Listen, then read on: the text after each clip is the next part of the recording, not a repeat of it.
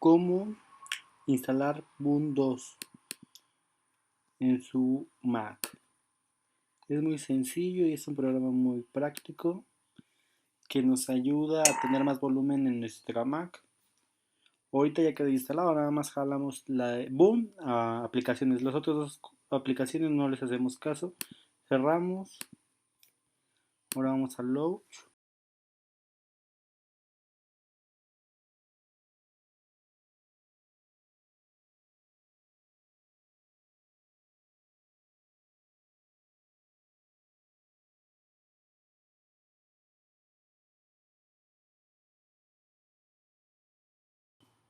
Muy buena, nos da la opción de calibrar nuestra Mac, que en este caso es una MacBook Air.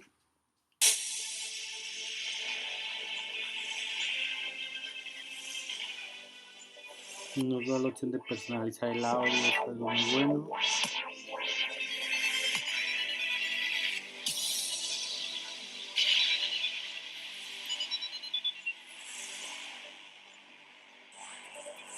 Es el audio normal de la Mac.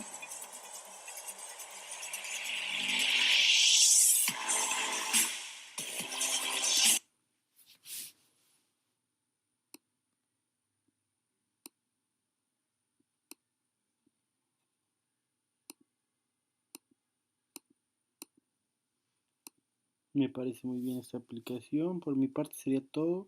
Espero les haya gustado. Les dejo el link en la descripción para que lo descarguen. Una cosa, no lo actualicen porque se vuelve una versión de prueba.